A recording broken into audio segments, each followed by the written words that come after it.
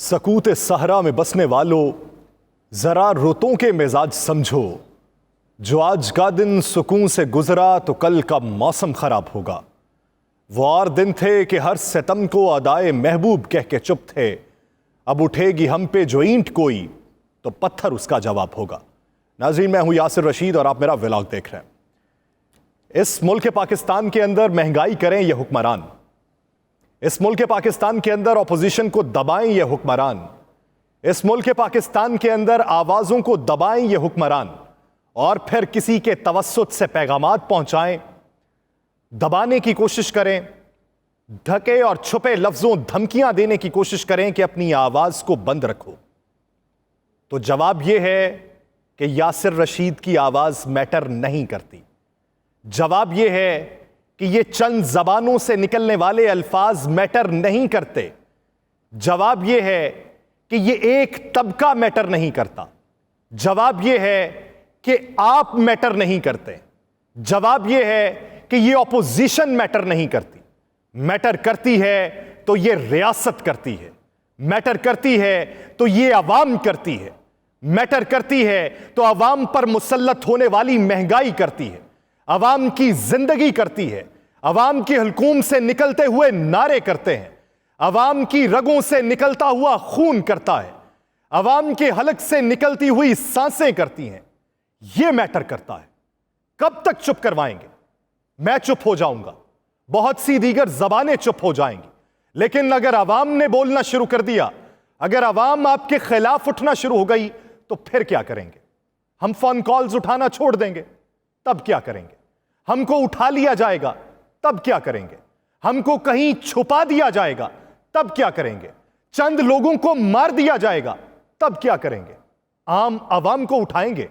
क्या पूरे पाकिस्तान को पाबंदे सलासिल करेंगे? क्या तमाम जबानों को कटवा देंगे? क्या तमाम जबानों पे ताले लगवा देंगे? या फिर अपने कान बंद कर लेंगे या अपनी आंखें बंद कर लेंगे? यह मैटर नहीं करता।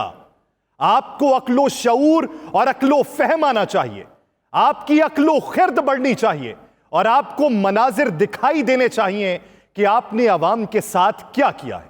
या छोड़ दीजिए, यह देखिए कि अवाम के साथ क्या हुआ है। यह छोड़ दीजिए कि आपकी सियासत कितनी बुलंद हुई और दूसरे की सियासत कितनी पस्त हुई, या दूसरा कितना मकबूल हुआ और आप कितने गैर मकबूल हुए। आप ये कहते हैं कि ऑडियो लीक्स की तहकीकात करनी चाहिए।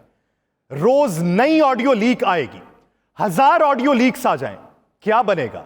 क्या आपकी सियासत मकबूल हो जाएगी? क्या लोग आपकी जय जयकार करना शुरू कर देंगे? क्या लोग ये भूल जाएंगे कि गंदम की कीमत क्या हो गई? क्या लोग ये भूल जाएंगे कि कैंसर की अद्वियात कितनी महंगी हो गई? क्या लोग ये भूल जाएंगे कि 130 अद्वियात की कीमतों में इजाफा क्यों कर हुआ? क्या लोग ये भूल जाएंगे कि पेट्रोल की कीमत में इजाफा क्यों हुआ? क्या लोग ये भूल जाएंगे कि किरायों की कीमत में इजाफा कितना हुआ? क्या लोग ये भूल जाएंगे कि उनकी आल औलाद को स्कूल में पढ़ाने की फीस में कितना इजाफा हो गया? या शायख और नोश को खरीदने की सकत किस हद तक बाकी रही या किस हद तक नहीं रही?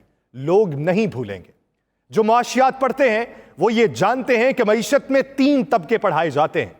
एक अपर क्लास पढ़ाई जाती है, एक मिडिल क्लास पढ़ाई जाती है और एक लोअर क्लास पढ़ाई जाती है, जिसे आप अमीर तबका, मुतवस्सत तबका और गरीब तबका कहते हैं, जो खते गुर्बत से नीचे जिंदगी गुजारता है, खते गुर्बत से ऊपर जिंदगी गुजारता है और उमरा के अंदर शुमार होता है। याद रहे कि मुतवस्सत तबके को शौक कहा जाता है। ये वो शौक्स हैं कि जो अमीर और गरीब के दरमियान तवस्सुत को बरकरार रखते हैं, और जब ये शौक बीच में से हट जाएं तो बिल्डिंग कोलैप्स हो जाती है। याद रहे कि पिछले 2 माह के अंदर पाकिस्तान का मुतवस्सत तबका खते गुर्बत से नीचे जा चुका है। पाकिस्तान के मुतवस्सत तबके की रोजमर्रा की जिंदगी कोलैप्स हो चुकी है। यही वो पैमाना है कि जिससे आप ये अंदाजा लगा सकते हैं कि आपकी मईशत कोलैप्स हो चुकी है। आप ये कहते हैं कि ये सारी कारकर्दगी, ये सारा किया धरा ऑपोजिशन का है जो पहले बरसर इक्तदार थी, और ये एक मफरूजात बनाने की कोशिश कर रहे हैं कि पाकिस्तान दिवालिया हो गया है। पाकिस्तान दिवालिया नहीं होगा। तो फिर बताइए कि लॉलीपॉप किसने दिया? वजीर खजाना इसहाक डार ने दिया या आज वजीर दिफा ख्वाजा आसिफ दे रहे हैं? आज वजीर दिफा का यह कहना था कि पाकिस्तान दिवालिया हुआ नहीं, हो चुका है और हम दिवालियापन में जिंदगी गुजार रहे हैं। तो बताइए गलत बयानी कौन कर रहा है? क्या गलत बयानी ऑपोजिशन कर रही है या आपके वफाकी वज़रा कर रहे हैं? सानेह पेशावर हुआ, आपको कुछ सीखना चाहिए था, लेकिन आपने तब भी नहीं सीखा। आपने ऑल पाकिस्तान कॉन्फ्रेंस बुलानी चाहिए, ऑल पार्टीज कॉन्फ्रेंस के दावतनामे भेजे, लेकिन फिर उसे मुलतवी कर दिया। दूसरी बार तारीख का ऐलान किया, फिर मुलतवी कर दिया।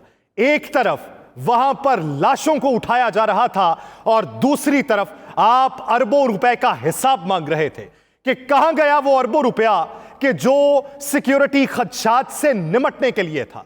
कहां गए वो अरबों रुपए कि जो सिक्योरिटी मैकेनिज्म को बेहतर करने के लिए था।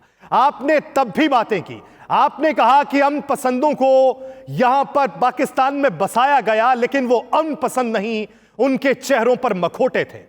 आपने कहा कि अमन के ऊपर जिन्होंने वार किया उसके पीछे पाकिस्तान तहरीके इंसाफ थी। तो क्या आपने कल के वाकये के बाद पाकिस्तान पीपल्स पार्टी से जवाबदेही मांगी? क्या आपने कल पाकिस्तान पीपल्स पार्टी से पूछा कि सिंध के अंदर पैसा जो लगाया गया वो कहां गया? आपके अपने गवर्नर सिंध कामरान टेसोरी ये कहते हैं कि हमें नफरी की कमी का सामना है, हमें कैमरास की कमी का सामना है, हमें मैकेनिज्म में बेहतरी लाने की जरूरत है। क्या आपने जवाबदेही उनसे मांगी? आप फिर इल्जामात लगाने की बात कर रहे हैं, आप फिर से पाकिस्तान तहरीके इंसाफ को मोर्दे इल्जाम ठहरा रहे हैं। यानी आप सानेहात के ऊपर सियासत करना चाहते हैं। यह वो मुल्क है कि जहां पर मजहबी महीने में कारोबार किया जाता है और जहां पर सानेहात पे सियासत की जाती है। यहां पे खौफ बेचा जाता है और मजहब को बेचा जाता है। ये दो ही कारोबार पाकिस्तान के अंदर उरूज की जिंदगी पाते हैं और जवाल पजीरी आम अवाम का मुकद्दर ठहरती है। पाकिस्तान को तब्दील करने के आप ख्वाह नहीं है, आपकी सोच तब्दील करने वाली नहीं है। आप मुखालिफीन पे इल्जाम तराशी करते हैं, आके ढिंडोरा ये पीटते हैं कि मुखालिफ भी कोई नैब के अकूबत खाने में जिंदगी ना गुजारे। तो बताइए कि आप जिन पे नैब के केसेस हो रहे हैं, क्या आप आके उनकी सफाई देंगे? क्या आप आके ये बात करेंगे कि उन पे केसेस गलत बन रहे हैं? क्या आप आके ये कहेंगे कि इन्हें सियासी इंतकाम का निशाना बनाया जा रहा है? आपकी जबानें बंद हो जाएंगी। याद रहे, बताइए कि एफआईए का कयाम किस दौर में अमल में आया। याद रहे, बताइए कि एफआईए उन्हीं के खिलाफ केसेस क्यों करती है जो अपोजिशन में होते हैं। क्या आपने कभी सुना कि हुकूमत में मौजूद लोगों के ऊपर एफआईए ने केसेस किए, उनकी गिरफ्तारी अमल में आई, वो पाबंदे सलासिल रहे और केस मजबूत हुआ? आप गिरफ्तारियां करवाते हैं सिर्फ अपने मुखालिफीन को दबाने के लिए। आप गिरफ्तारियां करवाते हैं दूसरों की जबानें बंद करवाने के लिए।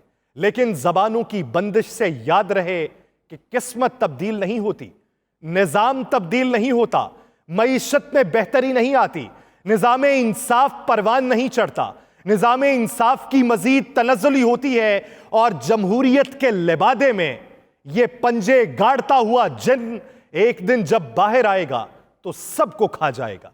ना आपकी सियासत बचेगी, ना ये जमहूरियत बचेगी। उससे पहले होश के नाखून लेने की जरूरत है।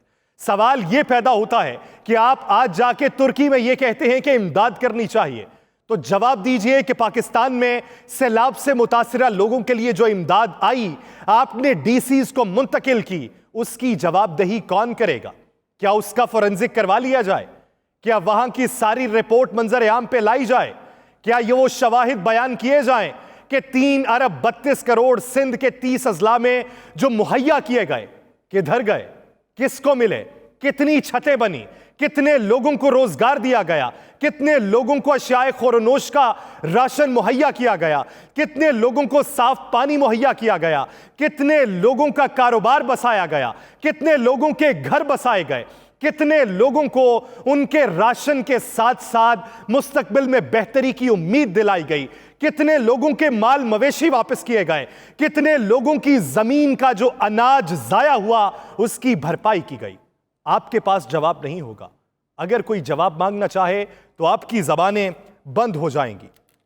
अब आते हैं, आप आज आके ये बात करते हैं कि महंगे बिजली के मंसूबों का पाकिस्तान मुतहम्मिल नहीं हो सकता, हमें मंसूबों को तब्दील करना होगा, हमें सस्ते बिजली के मंसूबे लगाना होंगे। तो हुजूर वाला ये बताइए कि महंगे बिजली के मंसूबे किस दौर में लगे थे? पाकिस्तान मुस्लिम लीग नून के दौर में, पाकिस्तान पीपल्स पार्टी के दौर में, या पाकिस्तान तहरीक इंसाफ के दौर में? महंगे बिजली के मंसूबे लगाएं आप, उसकी भरपाई करे अवाम, और जो बिजली चोरी हो वो आपकी वसूली ना हो पाए, कि इलेक्ट्रिक 2018 से नेशनल ग्रिड से ली गई बिजली की वापसी ना कर पाए, और फिर आप बोझ डालें अवाम के ऊपर। फिर आप अवाम को यह बताएं कि नए बिजली के मंसूबे लगाए जाएंगे। फिर यह भी बताइए कि स्टीम पावर स्टेशंस को बंद किया गया था कि पाकिस्तान का खजाना इन महंगे बिजली के मंसूबों का मुतहम्मिल नहीं हो सकता। तो अब किन वजूहात की बुनियाद पे ब्लैकआउट से बचने के लिए उन्हीं मंसूबों को दोबारा से शुरू करने पर गौर किया जा रहा है? बताइए कि डंग टपाऊ पॉलिसीज कब तक चलती रहेंगी?